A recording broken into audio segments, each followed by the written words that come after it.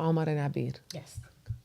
We're good to go? All right. Welcome, everybody, to Season 3, Episode 26 of the Movement Podcast. We are officially live and ready to get this show on the road today. It's going to be a different squad in the building today. First of all, let's start off with the people who are here. With the man in the back, Ramzi Alish, on the ones and twos. We appreciate him and all that he does, as always. So we appreciate Ramzi. Snap. For sure. We could snap and everything, okay? And then you got myself, Omar T. You know, obviously, I'm right here in a different chair this time. And then to the left of me, we got Abir T in the building. Big sis Abir, she is here in the building. I don't think we should call it Motivate Me Through. I think this is the movement. Yeah, this is Motivate Me Through. Well, the way I did the episodes, it's we got to spread them out, evenly. You know what I'm saying? And then to the left of her is our guest Isra. She is in the building today. What's up, Dearborn? Okay, side effects. Yes, Love that. a round of applause. You got the crowd in the back. Like to give you a round of applause. So her Instagram is Isra Speaks, and that's why we have her here today, so she could speak to us and give us some advice. We're going to be talking about activism, touching on what's going on in Palestine and also what's going on in Syria, and just talk about all the great work that she does in the community. Thanks. So be sure to check it out. We're looking forward to a great show today. Before we even dive into the conversations, though, first of all, I want to say, give a shout out to all of our sponsors. We got the Balkan House, Juice Box, Qahwah House, BC Adhesives, Specialty Medical Center, Hanley International Academy, and Sidr Bees. Also, be sure to follow us on all of our socials. You got YouTube, Facebook, Instagram, and TikTok, all under Oz Media. You'll be able to listen to the show later on Apple and Spotify podcasts under Oz Media. And if you want to call in, if you're at home, I already kind of touched on the topics that we're going to discuss. You want to call in and, join the conversation. The number is 313-306-1750. Again, 313-306-1750. Ramsey, we're going to start off by giving a shout out to, the best honey in town, which is Sidr Bees. And then we're going to officially get the show on the road. So shout out to Sidr Bees, Ramsey. And by the way, we appreciate Osama and everybody else that's at Sidr Bees. So shout out to Sidr Bees. All right, Yusuf, it looks like we have a little dilemma in our hands. We have this deliciously smelling sabaya right in front of us, but it looks like we're missing one important thing.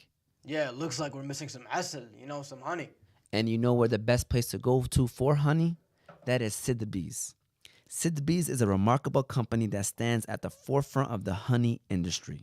With an unwavering commitment to quality, being authentic, and sustainability, Sidr Bees has carved its name as a trusted provider of premium honey products. The company's dedication to preserving the purity of honey is evident in every jar they produce. Sidr Bees sets a standard that goes beyond taste. It's a brand that captures nature's essence and brings it to the discerning consumers who appreciate the true goodness that honey offers. Sidr Bees is not just a honey company, it's a testament to the beauty of nature and the passion to deliver excellence in every drop. All right, we're officially back. So first of all, let's get to know Isra. It's funny because, Iman Ali Ahmed, I'm sure you know her. Yes. And shout out to Sohaib as well. Both of them, as soon as they heard that you were coming in town, they immediately messaged me and I was like, let's do it 100%. Anybody that Iman says, we automatically give the green light to and say, let's do it before I even, looked you up and stuff like that. But with that said, we're excited to have you on. Thank you do amazing work. So can you tell us a little bit about yourself and then maybe dive into how and why you got into the activism role? Totally. First of all, thank you, Iman and Suhaib, for having me and bringing me, making the connection. Thanks, Omar and Abir. This is a cool setup. This is my first time on a podcast studio in a garage, but this garage has transformed my idea of what a podcast studio could be like. So shout out to Dearborn and this community that always treats me so well, the hospitality. I got Mojay in the back, and Muhammad Jafar, who is one of my good friends and who's always taking care of the community out here. Dearborn rep. So just knowing that I'm here in this community brings me the energy. I know we're all fasting and feeling pretty exhausted, but I'm here. And being here reminds me of the beauty of what it could be like, and it is like growing up in a community where everyone or majority of people around you look like you, have the same faith as you, and there's no really discrimination on those bases. That was not my life growing up. So I got into activism because I was forced to be an activist and an advocate in many ways. I grew up in Boulder, Colorado, which I don't know, have any of you been to Boulder? I heard it's beautiful though. It is beautiful, but Boulder, when it comes to diversity and equity and inclusion, not so much. So I was the only hijabi in my high school of 3,000 students. Wow. And instantly, this is like post 9/11, which by the way happened when I was 10 years old. So all I ever knew growing up was Boulder was my home. Of course, I'm Syrian. And so my family always made sure to remind us of a cultural, Arabic learning, religion. We had all of that at home. But nobody ever questioned my identity at school. Nobody ever said like, oh, I must be someone different. So growing up in Boulder, I was in this bubble. And then I go to high school and I'm wearing hijab and I'm the only hijabi. And instantly the bullying starts, the Islamophobia starts, getting called a terrorist on a daily basis, having derogatory notes left in my locker, telling me to go blow myself up. Students try to rip off my hijab, students harassing me. And I felt like the bullying got so bad that I was at this intersection in my life at 14. I had to make a decision on how I was going to show up in this moment. There was 3 options in front of me. One was, do I stay in the school and try to do something about it? 2, do I leave this school and become homeschooled like many of the Muslim kids, which were very few of us in Boulder were? Or 3, do I take off my hijab and therefore I'm white passing and nobody could know anything different of me? And so by God's grace and mercy, I decided to do something about it. And the only thing I could think of that I had at that time was my voice. So I went to my guidance counselor and I tell her, I'm really tired of all the bullying, not just that I was experiencing, but I knew that other students who had different identities were also experiencing. And I wanted to do something about it. So she said, well, what are you thinking? And I said, I want us to share our stories. I think if people heard of the impact of what they're doing to me and to other students because of one or more of our identities, then maybe they would change. And maybe that could shift the culture at the school and become one that's like open and accepting. And you came up with that without, instead of the school, the actual teachers that are... Yes. You would think that they were there to think through these types of things. But remember, when I was 14, there was no care. There was no advocacy. There's no social media. Like none of those things existed. So you're natural. We're in a bubble.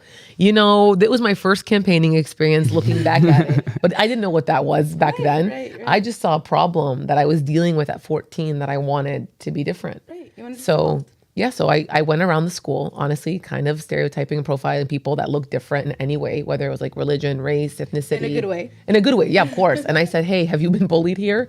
And every single one of them was like, yes. And I was like, do you want to do something about the bullying here? Every single one of them said, okay. Now, of course, there was hesitation because there's a risk when you do something like this and you put yourself out there and be vulnerable, that you can then be treated even worse. You can get bullied further. People now know your insecurities. They know what your trigger points are. Like who does this girl think she is? Exactly. Yeah. And so we decided to do it in front of incoming freshman classes as part of orientation. And we would sit on a panel. Smooth. And we would just come in. The guidance counselor was there, of course, to make sure it's a safe environment. And we would each share a story down this line. And then when we were done, they would open up the space for feedback from people and like reflections if they wanted to share. I remember walking into that first one and feeling absolutely petrified because I had not just the burden of myself in that moment, but I had recruited all these amazing students who really were putting themselves on the line in this way. Mm-hmm. And we were like, what if we go in there and they start laughing at us? Mm-hmm. What if we go in there and they like heckle us? We don't know what to expect. But we all felt that the bullying experiences we were facing and discrimination at that school was worse than any potential outcome that we could see in this room. Wow. And I'll never forget when we said our stories, I felt the shift in the room. I truly felt it, where I started to see people who were like just staring with sort of direct face, no emotion, all of a sudden embrace like empathy and sympathy in a lot of ways. And so at the end, when we had this reflection period, you had people owning up to being bullies in that room and saying that they would never do it again. And then you had other people who said that they've been bullied and have similar experiences to me, but not because they were Muslim, but because they had a different identity. So you started to see these walls being torn down and these beautiful bridges being built. And it's not cliche because I truly witnessed it. And diversity panel was so successful, the principal asked me to do it for all classes, not just incoming freshmen. So by the time I graduated, I shared my story to over 3,000 students. Wow. And so it was my first campaigning experience or advocacy and activism experience, not knowing that's what it was. Because I'm still in the Boulder bubble. No one was like, let's go protest in Boulder. Like, what are we protesting? The mountains are gorgeous. No one cares about anything out there. But then I go into college and I'm thinking now, like, I know the power of my voice. So now I know that I'm someone that can move people, but I didn't know what that meant for my like study career track. What does that look like? And so I thought, let's do architecture. Now I know it's like really random, but I actually studied architecture. Okay. And the reason why I did that, she's like, okay, this makes no sense. I promise the story gets better. But essentially, one of the ways I coped with my bullying when I was in high school was I would draft. I would draw a lot. So I had sketchbooks of scenery, landscapes, portraits. It was just sort of my way of coping. And I wanted to create the environment that brought people together to create spaces just like Diversity Panel. I thought if we facilitated and architect these spaces out, then maybe this is how you create that change you want to see in the world. So I thought architecture was like a perfect combination of both. Obviously, getting into architecture, I was the only Muslim in my entire program, Muslim woman. University of Colorado? University of Colorado Boulder, which is huge. It's a huge campus, 30,000 students. But the College of Architecture was so small. I think we're like 1,000 students. Nice. And I was like, oh no, not again. Not the lack of diversity here, not me standing out and having to be either a token or shifting things and taking the responsibility and burden to make a difference. But of course, at that point, knowing the power of my voice, I just jumped right into it. So CU Boulder, this is a really interesting story, but CU Boulder has the most powerful student government in the country at the time, especially. They had $36 million that they allocated out to student affairs, student services. So they paid for the rec center, they paid for the health clinic, and they even approved the budget for the salaries of everyone who worked in these places. So the power and the autonomy they had was dangerous, but also, the potential you could do with that was huge. They also had control over giving funding for student groups. So I started to realize, getting involved in student government, that there were so many student groups of color, including MSA, including African Student Union, all these groups of color who were facing tremendous discrimination and denied funding requests for their events because of the I didn't want to hear that. I didn't want to hear that, but I was like, this is the truth. I'm exposing. But here's the thing. If it wasn't for me in the room, I was the only person who wasn't white, who was different or diverse in any way. And I started to realize that my role in that space was to actually expose and be a whistleblower. And so I literally would take notes, detailed notes about how these meetings were going, who was being funded, what was the reason, because they would deny it. I mean, I'll never forget the first meeting I went to for student government. I was a senator because I was the president of the architecture school, which is, small. I ran undefeated for that. Nobody wanted to run for student government and architecture school. They're all busy in the studio. You didn't have to share that. But yeah, okay. I was an addict because that's what got me to student government. But I'll never forget the first meeting I show up to do my duty as a senator on the student government overall board. And now imagine, this is like Congress. You had the House of Representatives, you have the Senate, and then you had the president and 2 VPs. So it was big. And they even had staff working for them, like staff that they were paying to do stuff for them and help with the admin stuff. So I walk into my first meeting that, I got emailed to come to your first meeting as a senator, so on and so on. And they all just stare at me. And I'm just like, okay, this is not a fun vibe. Like I didn't come in feeling welcome you were looking for. This is welcoming. And so I'm just sort of staring back at them, waiting for someone to say something. And they looked at me and said, excuse me, are you here with the MSA? Oh and my God. I was like, no, because I really wasn't involved with MSA at the time. So I said, no, I'm not. And they said, are you looking for the MSA? And I was like, also no. And so then I said, I'm actually a senator. And they asked me to prove it. So I had to show them the email that I was a senator, and that's fine. It is what it is. I sit down for that first meeting, and in come one of the student groups of color to pitch their funding request. They pitched this amazing event that they wanted to do. Like, it was so incredible, the detail, the thought, the presentation. And they leave. And as soon as they leave, someone says, all in favor to deny this funding request. Every single person's hand went up. And I remember being just like so shocked. And I said, wait, I have a question. And I was trying to understand why everyone's denying it. And they told me that I wasn't following Robert's Rules of Order. Do you guys know who Robert's Rules of Order is? No. What that is? It's a certain way that you do like government meetings. It's so silly. But I was like, who is Robert? Because at the time I was like, I've never heard of this before. So I got a quick question. So they went straight into asking who isn't not in favor. They didn't even like, they didn't, no debate, no discussion. Like this is it was clear that there's bias happening here and like straight up racism. And so it's like a movie. Yeah. So when they finally allowed me to ask my question, and I said, I don't understand why we're denying this funding request. They go, because we can. And I said, well, I want to discuss it and I want to pass it. And I said, all in favor to discuss this funding request. Only my hand went up. And so they denied it. Does it have to be unanimous or is majority? Majority. Oh, okay. Every single student group of color that night was denied their funding requests. We're in the same exact process. So when I tell you I felt like I was a whistleblower, I truly felt like in that moment, I had to be taking notes to go expose what was happening in the space. 100%. And by the way, this is not like it's we're not talking 1990. This is like Absolutely 2010, right? 20. Yeah, I graduated in 2012. So 2012. yeah, like we're literally like not even 12 years ago. Yeah. I don't do math well, but yes. Yeah. So that being said, I start going out into the community spaces and exposing them. Like I have my notes. I go to the multicultural centers. I'm where all God the put you there for a reason. absolutely. My whole life has been Allah putting me in places where I need to be. Like truly, and there are moments of inflection for me and reflection, both that I'm like, this is the inflection point in my life, like for this chapter. And so I go out there and I start spreading this information around. And all of a sudden people start getting really upset. Like, what do you mean our student government is racist, xenophobic, Islamophobic? And I was like, you guys don't know what's happening because you're not in the room. And now that we have that exposure in the room, we need to do something about it.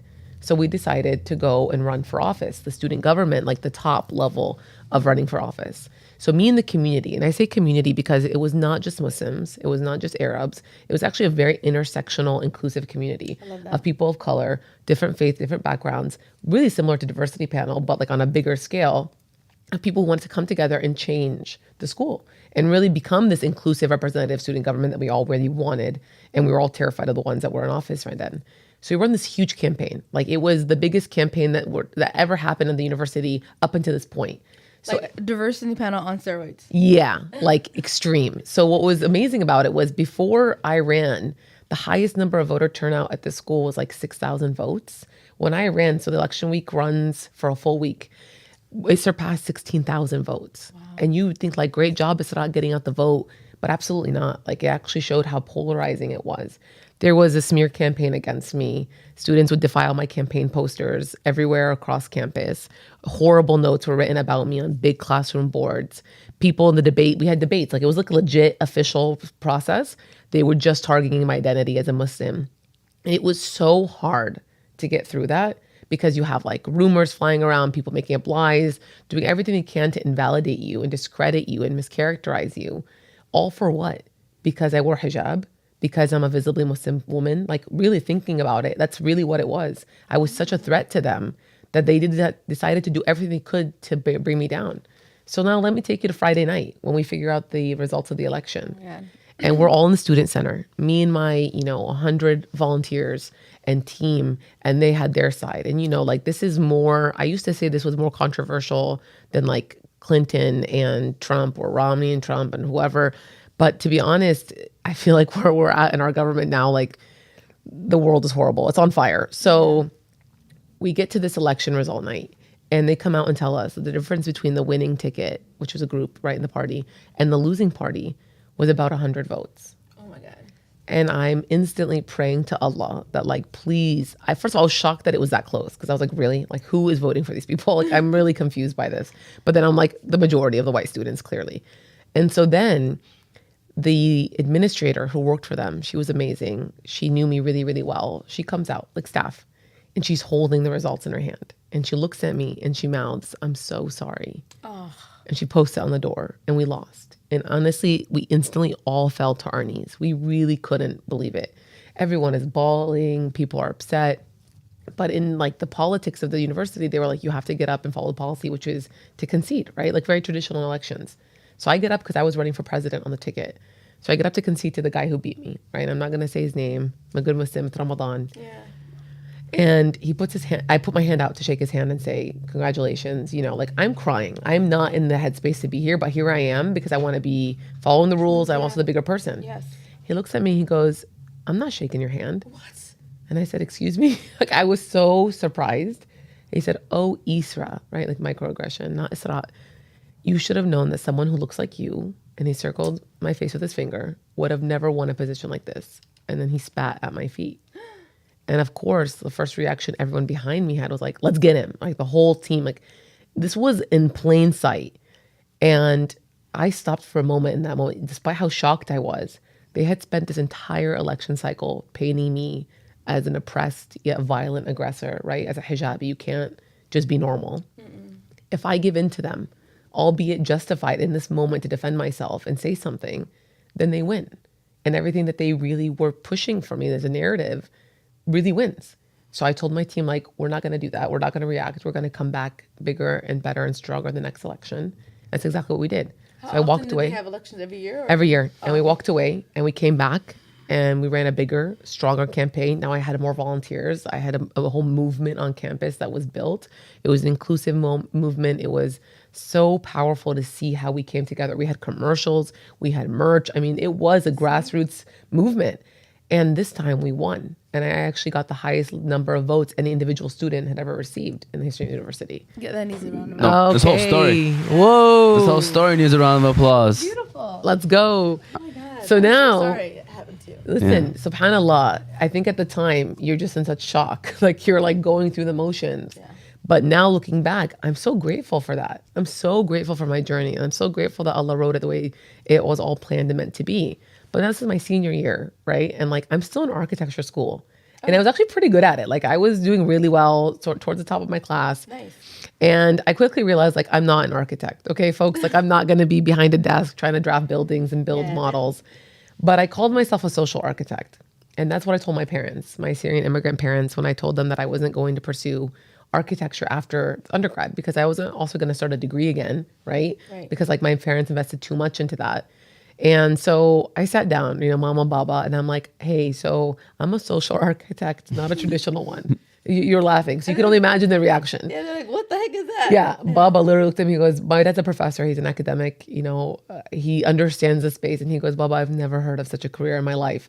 And I was like, yeah, it's probably true. I kind of just made it up. But why am I a social architect? Because I connect people to causes and make positive change. That's literally how I described my purpose and what I wanted to do for the rest of time. To which my dad was like, I'm pretty sure there's no money in this career, which is, it was definitely true. The nonprofit advocacy life is not what you do for money, You do it for the mission and the purpose. Then my mom was like, Mom, I really think you should reconsider being a dentist because you have really good teeth. So yalla, let's go. And I'm like, absolutely not. That's not my thing. Shout out to all the dentists out there, no hate. But I knew I had to leave the Boulder bubble. Yeah. So I convinced my family to move out to DC because I wasn't allowed to move out on my own. And I got my older sister to apply to medical schools out in the DC area. And then my younger sister applied to undergrad. And we all got accepted and I got into my master's program. I feel like you're the definition of if there's a will, there's a way. Definitely. And I don't say that lightly. Who moves their whole family? Girl. How did you move your whole family? That's what I want to know. Well, I just told you, medical school, number one. Yeah. Older sister. Yeah. But you see, it's the doctor really moved the family. Like it's Okay. it's not about But me. hey, you were the vessel. Like she was the vessel. Yeah. for Well, your mission. subhanAllah, Allah is the best of planners. 100%. And so we moved to DC, been there ever since 2012, since I graduated. Why were you guys in Boulder in the first place? Well, my dad got a scholarship out from Syria to study his PhD there. So that's why we ended. I know, right? Like that moment, that's an inflection point that literally set the trajectory for our whole entire lives. Right. So when we moved to DC, like that's when I felt like I was home. And obviously now understanding I'm an activist, I'm an advocate. I've been in this space for over a decade, working on different campaigns and different issues, from immigration to the Muslim ban, to refugee rights, to asylum rights, to what I was working on Leonard Peltier, who's an indigenous activist, to free him, to the death penalty rights in Alabama, and now in Gaza, ceasefire campaign for Amnesty International, which I'm a senior campaign manager there. Obviously, I'm here in my own personal capacity, but I've been doing that work nonstop for the past 6 months, unfortunately and tragically. But it's like every part of my life has led me to be, I think in this moment, especially today, where I could be at any other organization. And I've worked at a variety of organizations, including the ACLU, including Oxfam, which is a humanitarian organization that's global, including the Syrian organizations on the ground to do Syria-specific advocacy in Washington. So I've really invested in this work. What does it look like to advocate when you're working for an organization that is faith-based, when you're working for an organization that is small, or when you're working for a large NGO or civil liberties org or a human rights organization where I work now? It really has always shown me that when you speak truth to power unapologetically and you believe in who you are and your identities, like nothing can stop you, truly. I love that. This was another round of applause, Ramsey, if you can, just with the whole story. That's how you give an introduction right there. I know. I was like, I'm just going to give you the whole pitch in this 1 minute. Now this I love that. gives us a base to work with, and that's incredible. Have you been back to Colorado since then or no? Yeah. Yeah, I have been. I've been back a few times, but actually it was full circle when I was invited to speak again at my university. Yeah, I was going to ask him, have you ever went back to speak? Yeah. So they invited me to speak, and it was really wild because it was a cultural events board, which was this, it was called CEB. I was obsessed with CEB when I was in school. They always had the best speakers. And I always tell myself, like, oh my God, imagine one day I'd be a CEB speaker. Wow, so they brought me back, and I actually took my mom with me to be there in the audience and listening to everything I said. So I brought her as my guest. It was amazing. Okay, I'm gonna be a little nosy. Yeah. The guy that we won't say his name. Yeah. Like, do you ever like run into him or see him or see He what who he's doing? he who shall not be named. Yes. I actually ran into him one time at an event in DC that they were doing to raise money with like alum.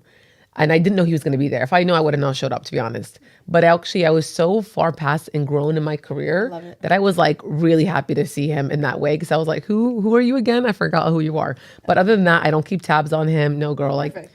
move on. Alhamdulillah. I'm just saying, like, in situations where like he shows up to the same event that you show up. Not That happened one time, and it went really well because I know who I am at this point. I love it. No intimidation. I love it. Yeah. You know, that moment right there probably gave you the motivation to push even harder the following year and to get to Absolutely. where you are today. So sometimes in those moments, I'm gonna be honest with you, like me personally, I don't mind anybody disrespecting me. I don't take it personal because, you know, I feel like that's always their personal issue. But if I was there, I would have been very upset. And like seeing it happen to like a sister is a different story to me. Yeah. And so kudos to you. Thank you. Know, kudos to you.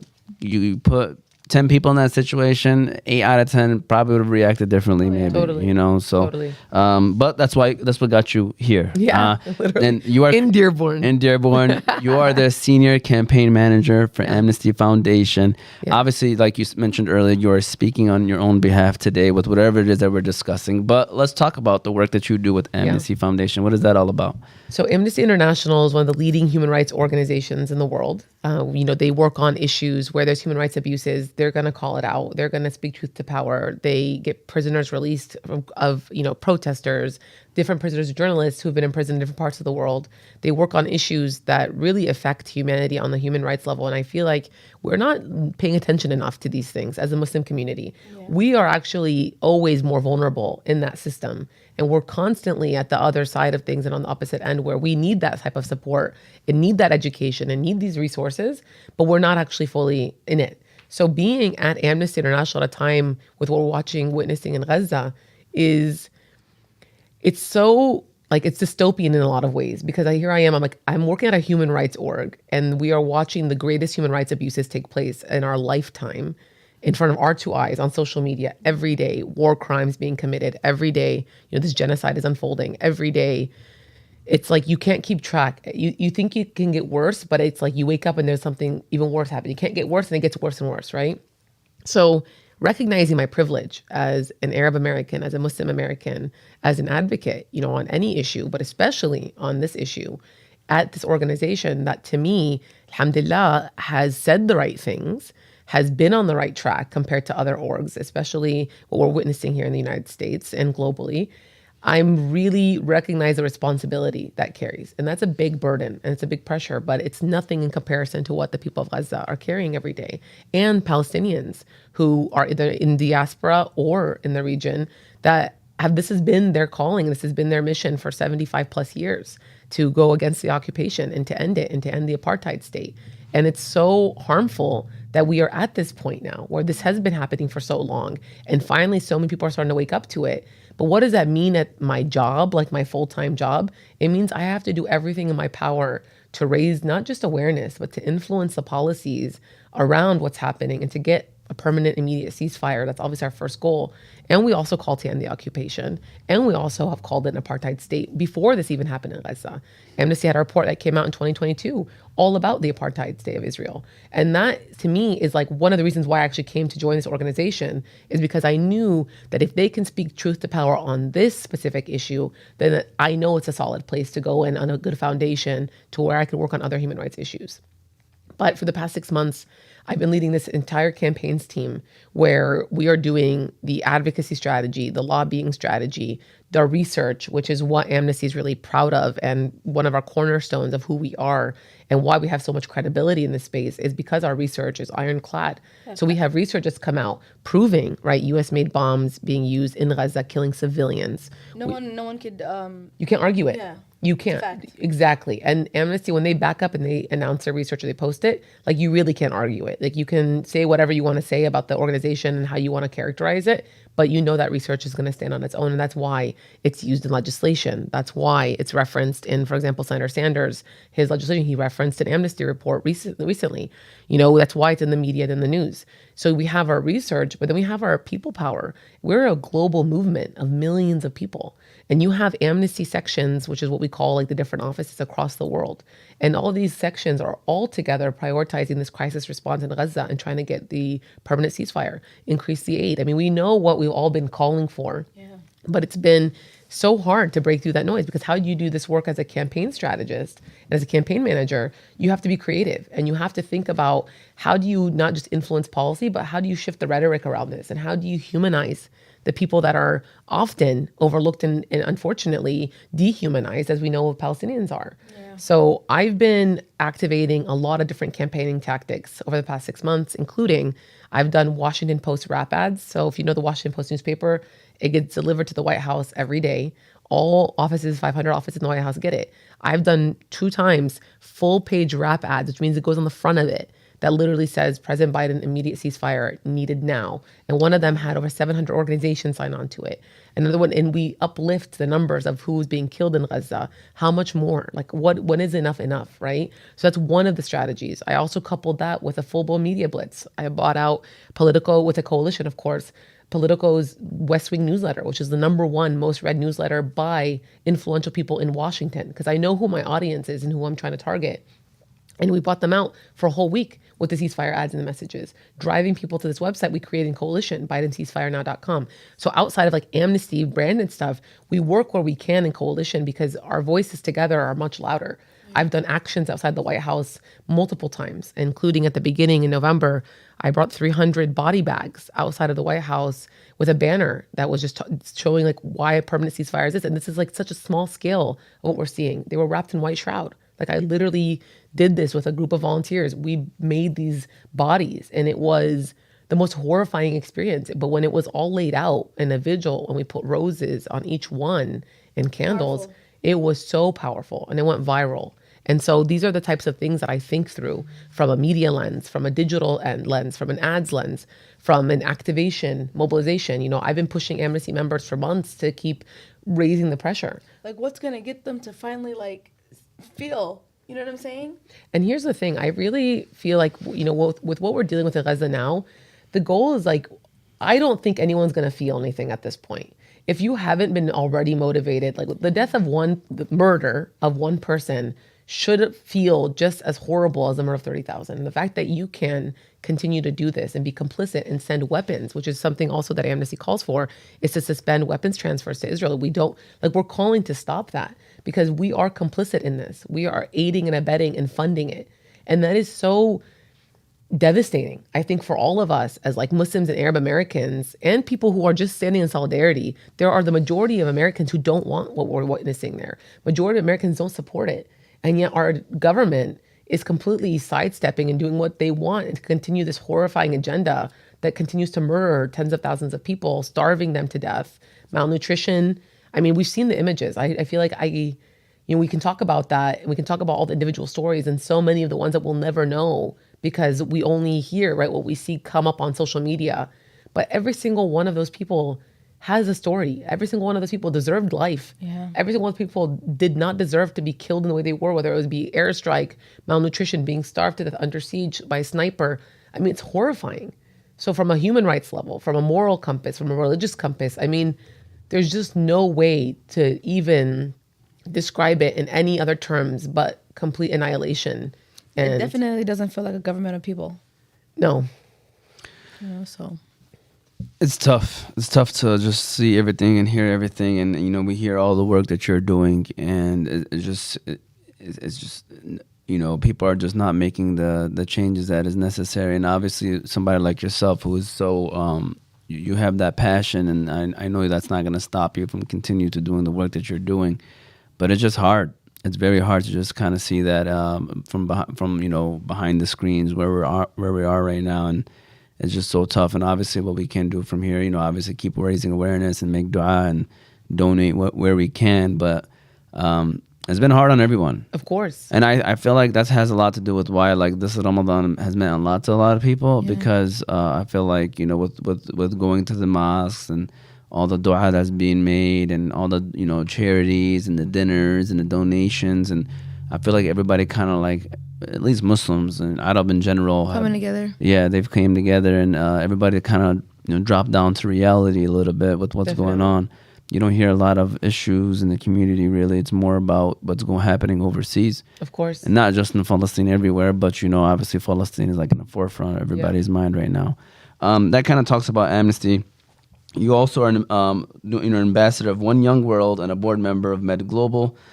Can you talk to us a little bit about that, and what are those organizations about? Yeah, and just to say on the last point on Palestine, I think the most important thing that we can do is amplify Palestinian voices and really follow their lead.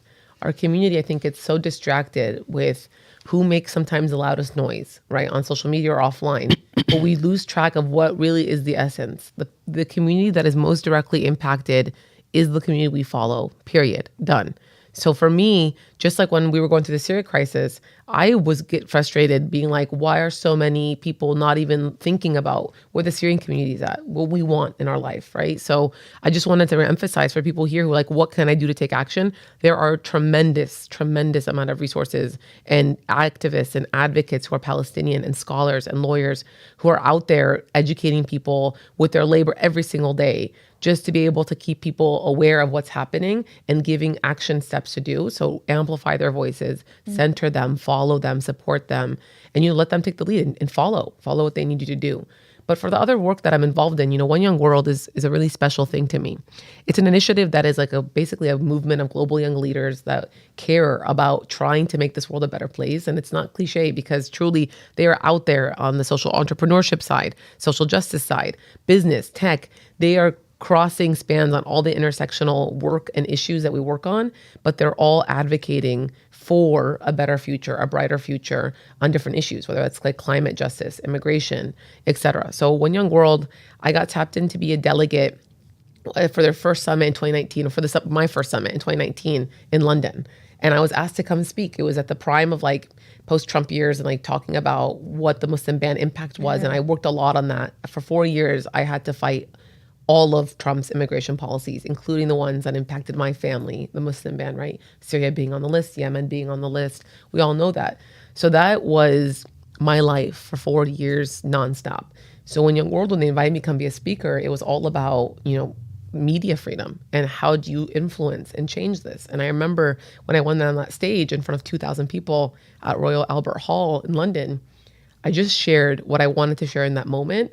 And then getting a standing ovation was like, oh, wow. Like I actually see when you're outside of the bubble of even the United States, what that impact is and how people really need to be reminded of the power of their own voices, including to stand up to our governments, including to stand up to the institutions that are systemically causing deep trauma and harm to our communities.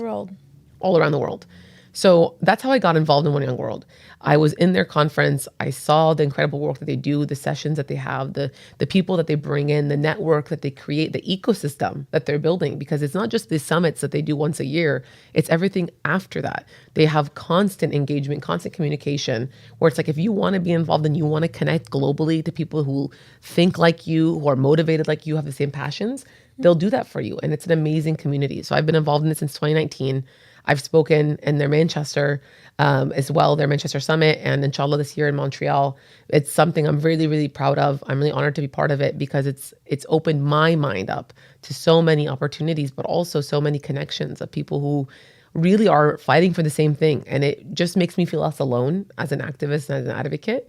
And that's something I'm really proud of. For Med Global, Med Global is one of the leading NGOs. They do medical missions, but they also just run medical services and healthcare in so many crisis areas. So Yemen is actually a really huge program for them. They do amazing work in Yemen. They do amazing work in Syria. They do amazing work in Latin America and in Central America. And they're in Gaza. And they've been in Gaza since 2019.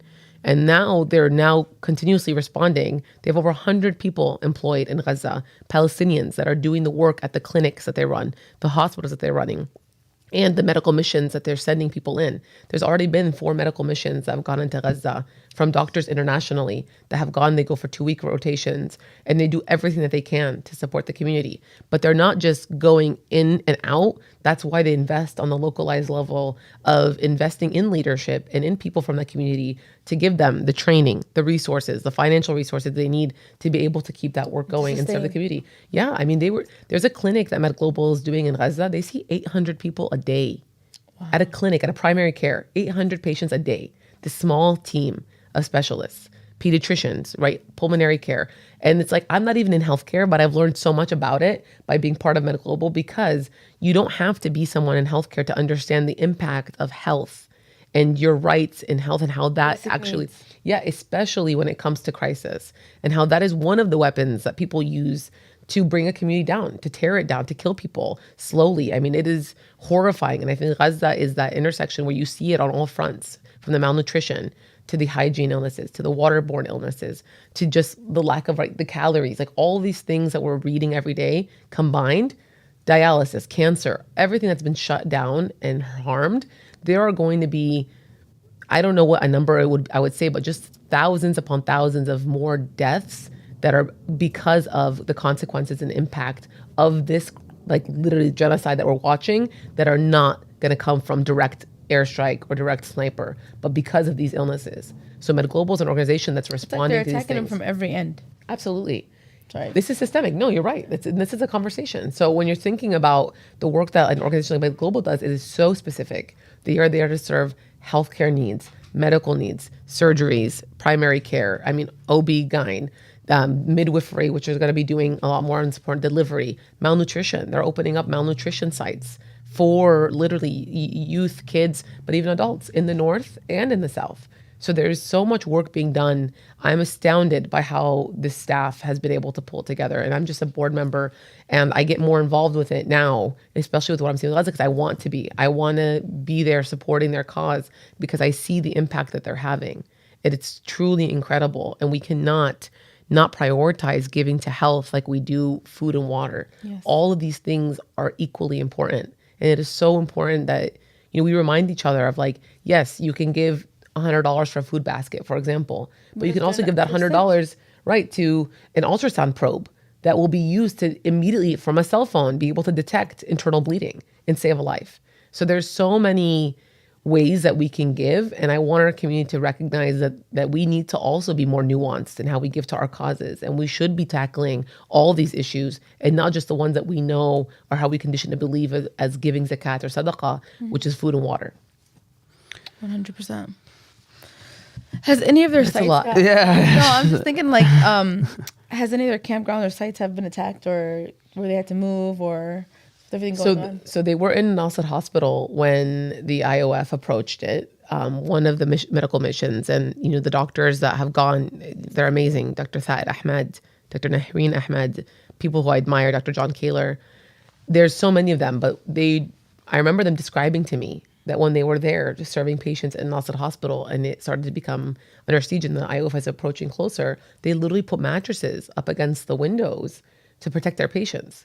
And these are doctors from the United States. These are doctors who chose to go there to help serve their patients. And after they come back, after witnessing the horrors, which they said that they've never seen anything like this. Oh. And these are doctors that have been to Yemen at the top of the crisis, been to Sudan, been to Syria, like while bombardment is happening. And they will still tell you they've seen absolutely nothing like the injuries they've seen and the amount of kids that have been killed in Gaza, the way that they've seen them. And yet when you ask them, would you do it again? They're ready to go on the next medical mission. Like, let's go.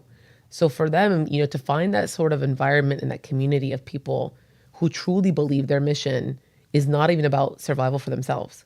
What comes as long as they're helping other people. That's beautiful. It's beautiful. It's incredible. So I'm a very big supporter and advocate for them. And obviously I'm a board member, but even before I was a board member, I was an advocate for Med Global.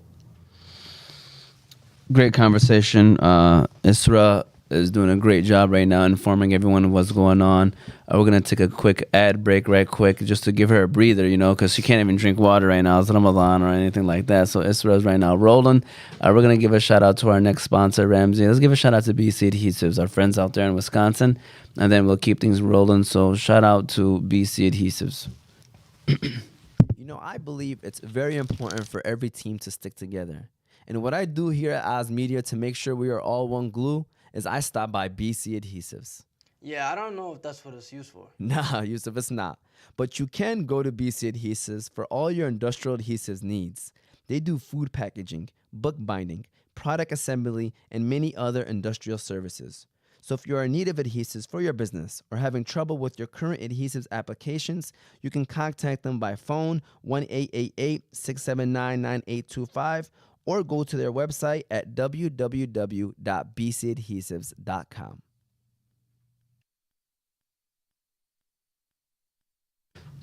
All right, we're officially back. You kind of touched on Syria and, things over there. And so we didn't, I know I'm speaking for myself, but I know Abid and I, we recently attended a iftar dinner that kind of, obviously the funds were going towards Syria and helping the cause over there. I didn't, with everything that's going on everywhere else in the world, and of course we're not comparing. We're just here to touch on and maybe inform people and educate people on what's also going on in Syria. Can you tell us a little bit more about, there's, from what we heard, there's also things and issues happening in Syria as well as we speak. Of course. The Syrian crisis has been ongoing since 2011. And I was working on the humanitarian response to it back then, like in 2012 when I came out here, in 2013, 2014, when it was at its peak in terms of the attention from government officials, from the media. And when we look at like the way that the world works, attention span is so short. Very. And people will move on from crisis to crisis as if the communities that are still experiencing them, it's almost like they've moved on. But they haven't, right? And we see that happening with the protracted crisis in Sudan. We see it in Yemen. We see it in Syria. Nothing is unique here.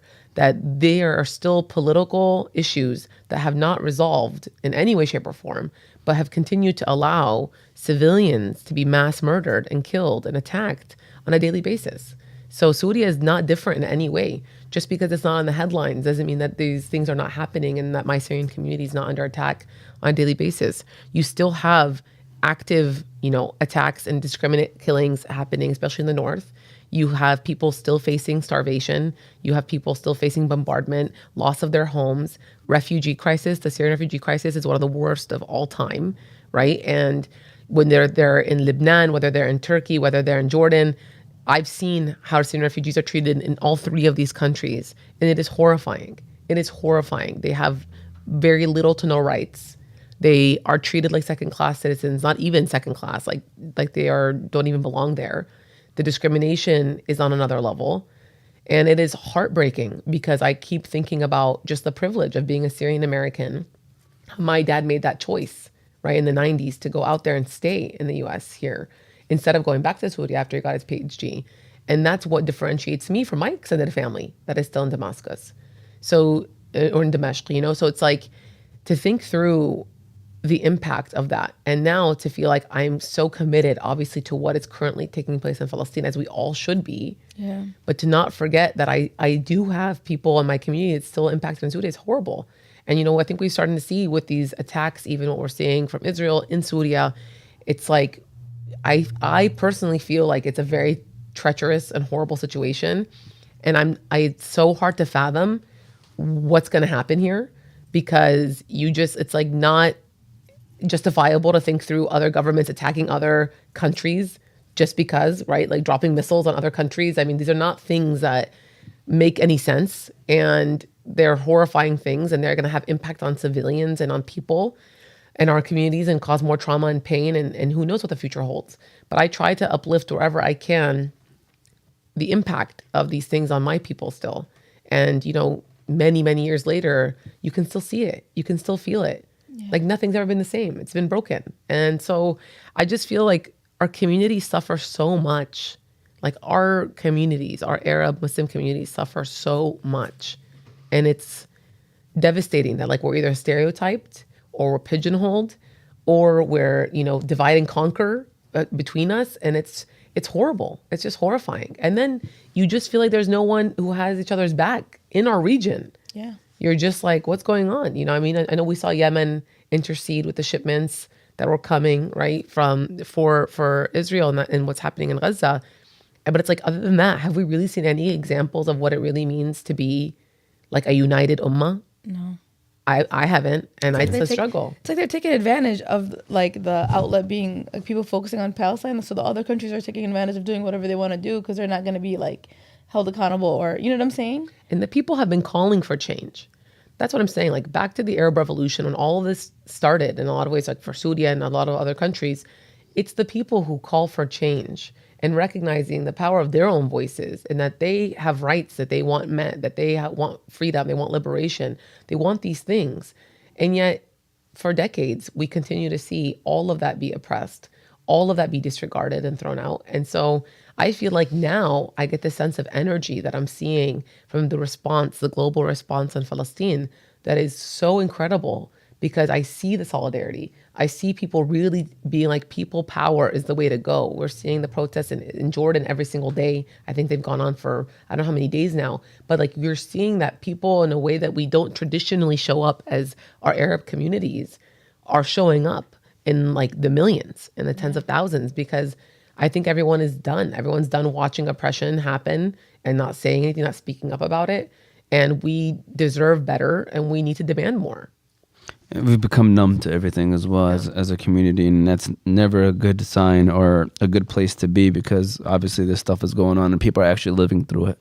You know, we're comfortable here in America, while, you know, overseas there's people that are actually living through everyday terror.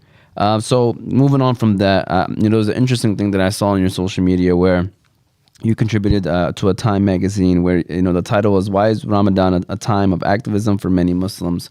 What did I guess obviously the article, I'm assuming you had something to do with that title as well. Yeah. So you are very creative. Yeah. Like literally when you were explaining about the wraparound newspaper, I was like, that is so smart. Yeah, we need That's to take just like notes. So one many thing. different- yeah. We were doing, we do all the things. We're just gonna like quick. How do you like come up with them?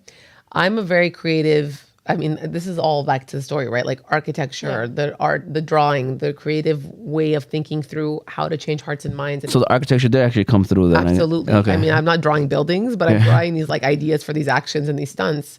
And it's really powerful. I mean, we've also done full page New York Times ads. We've also done huge decals on sidewalks that literally have these really important quotes and this really powerful imagery all across the White House. I mean, I've done a lot of things. And there's one thing that I want to just point out. Under Trump, when he was in office, I was at Oxfam, and one of the projects and stunts that I led on was bringing refugees to his childhood home in Queens, New York. And we rented it on Airbnb, and they came and they shared their story to the media, and it was completely embargoed, so no one knew we were there until we were left. But I identified and recruited refugees from Yemen, Somalia, Vietnam, and Syria to come in. They had all been resettled in the U.S. for different periods of time. Wow. And they came and they shared their American dream, and they reclaimed that narrative, because at the time they were so vilified and dehumanized in our media and from Trump that it was like, how do we counter that? So we did that, and it went viral. I think I remember seeing that. I remember seeing that. Conan O'Brien show. Yeah. It was all over the world. I was on Democracy Now! With Amy Goodman talking about it. Nice. But it's like, these are just, for me, the most important thing is centering the voices of those that are directly impacted.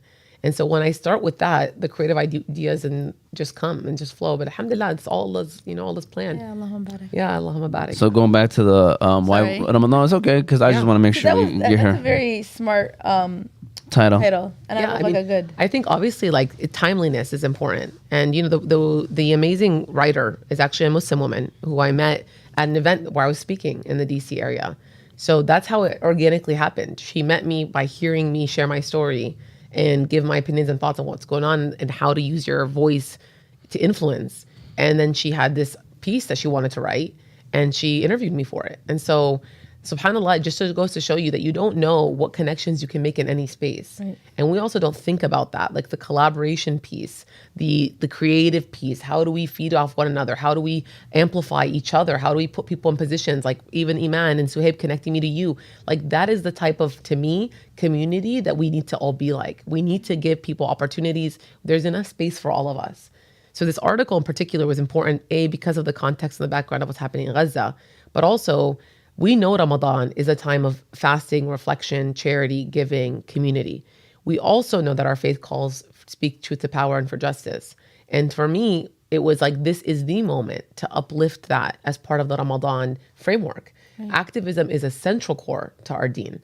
And people don't realize that it is a central part of it. And when they say, even with your actions, right? If you can't change something with your heart, change it with your mouth. If you can't change it with your hands, do it with your mouth. If you can't with your hands, with your mouth, you do it with other thoughts. Help me out here. Yeah. I don't I have get the what you're hadith saying. memorized. So now with your hands, and then your mouth, and your thoughts, and then I get what you're saying. Yes. Basically, then your heart. One thing is, Yes. But my point is, our faith has always called on us to change something in some way. Yep. So being able to tie that into this article for Time and uplift the current work that's happening, where our community is at, and how Ramadan is actually one of the most powerful vessels and times that we have as a community to be a catalyst, to do more on the advocacy front, to speak up more, not just to give, but to really, like, when you're working on your deen and you're reflecting on it, how else are you doing that to impact other people and creating that ripple effect of that change that you want to see?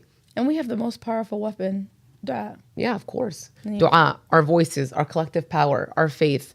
We have it all. We just need to be more mobilized and focused and strategic about how we use it. And I feel like sincerity as well. Of course. Like you have to really, want it and fix your inner self. So then when you are making dua and you are doing things, you're doing it for, the right reasons and the intentions are clear and pure. Yeah. So I feel like some people you just, I don't know. Let me just go ahead and stop with that. Because I think it really does. It definitely puts a huge effect in the community when you are with your intentions. Your intentions are everything. So absolutely. So we're gonna give a shout out one last sponsor before we give her the weekend motivation, because we want to. I mean, as much as we've already been motivated, Isra, we definitely want to hear, maybe if you have something already in the back pocket of just something that you want to quickly wrap up, just to send a message out to people. Hanley International Academy, Ramsey, and then we're gonna go ahead and have some weekend motivation and a final word from Isra. We're very thankful for all that she has done and said so far today. So shout out to Hanley. Yusuf, you seem like a pretty smart man. What elementary/middle school did you get promoted from? The one and only Hanley International Academy. Hanley International Academy is a school that treats every student and staff like their own family. It's even in their vision statement, educating your child like our own. Their location is 2400 Denton Street, Hamtramck, Michigan. Their phone number is 313-875-8888. The academics there are great. The athletics there are great. Thank you to the staff and administrators at Hanley for educating our leaders of tomorrow. Shout out to Mo in the back, by the way, too, man. Yeah, Mo J. Do we call him the delivery man, or like the guy who brought Isra here as well, man? And the middleman, I guess, but we call him the middleman. Appreciate him. Mo J, seriously, appreciate you. I hope he's showing you, the ropes around Dearborn as well. And everything. He works for Access, and we were at an Access care package food pack today. Nice. Yeah, it was amazing. My sister works for Access, the one that we do the Motivate Me 313 show with. Not Abir, my other one, Sada. So she works at Access too. So you might know her, and I don't know how the Access community works. Yeah, there's so many sections and stuff. It's amazing. So with that said, we call this weekend motivation. Just obviously not just for the weekend. We hope that they take it with them for the rest of their lives. But it's the weekend. So for the people who out there who feel helpless and feel like, they are not making a difference with all of the chaos that's going on all across the world, what would you tell them so that they are still motivated to keep using their voice? I would tell them that their voices actually can move mountains, and they just have to believe in it, and they have to stay sincere. That was a really beautiful thing that you said, Abid, because sincerity and good intentions is the first step. But recognize that change doesn't have to be big advocacy outside the White House. It doesn't have to be organizing protests nonstop. It can even be, did you talk to somebody today and influence their thought on something? Did you give a donation today? Did you go and volunteer today? Did you, uplift a post from a Palestinian, for example, on Gaza today? There are so many ways that we can say that we, to us, maybe not be giving significantly enough, but it is still giving. And it's those, grains of salt on that scale that ultimately will tip it. And so it's like, never feel like your contribution is too small. It is impactful, even if it is, again, just between you and Allah subhanahu wa ta'ala and that dua that you're making. That is impactful, and it is going to help tip the scales that way. So believe in yourself, be unapologetic about who you are, your identities. Don't let anyone diminish your voice, take it away from you, replace it in any way. you are you, and that is a beautiful purpose. Allah has you on this dunya for a reason, and try to remind yourself of that every day, and try to remind yourself of like how you want to contribute to this dunya and your akhirah every single day. Go ahead and give that a round of applause. Beautiful. I love the rounds of applause. I mean, it's a crowd. We appreciate them for giving us these claps and stuff. But all jokes aside, you're such a great speaker, and alhamdulillah, I'm so happy that we were able to have you on the show. I feel like it started for me like your freshman year in high school. Yeah. I would like to say that Isra spoke and now Isra speaks. Yes. You know what I'm saying? Absolutely. I averaged one corny joke a show, by the way. So that was actually good. That was good? actually really good. Thank you. Because it is my handle, so I feel like I can't laugh. There you go. With all jokes aside, maybe this is where we enter the final word situation. So any final comments? How can people follow you? How can people support the causes that you are trying to support, and that you work behind? Anything that you want to mention? To be honest, all I want people to do is not even to follow me, but to keep advocating for Gaza and to keep advocating for a permanent immediate ceasefire. There are so many organizations that are doing great work on it. Med Global is a great humanitarian organization, Pious Projects, Islamic Relief USA. We know all those amazing orgs, but then you also have the advocacy and campaigning organizations, the U.S. Campaign for Palestine Rights, Palestine Legal, doing all the advocacy work here and the legal work to protect students and suppression that we're witnessing here in the United States. So all I want from people is to not forget about me and just keep focused on our goal, which is to get, let Gaza live and to get a permanent ceasefire and to free Palestine. Love that. Any final words? I just want to say, may Allah reward you and keep you strong and continue your mission, because what you're doing is definitely something that's, world changing. Thank you, Abby. Inshallah, it'll just continue and get bigger and bigger. Inshallah, we can have a ceasefire and, we can live peacefully. Like, Inshallah. it's crazy because, I don't know, it's just hard. It's hard everywhere. Mm-hmm. It's like, what do we got to do to, snap out of it? Mm-hmm. May Allah continue to guide you, because what you're doing is very important work for our communities, and you are helping us have a voice, by being a voice. So thank you for all that you do. And again, thank you for coming on the show today. Just want to quickly wrap it up by saying, be sure to follow us on all of our socials, YouTube, Facebook, Instagram, and TikTok, all under Oz Media. You'll be able to listen to the show on Apple and Spotify podcasts under Oz Media.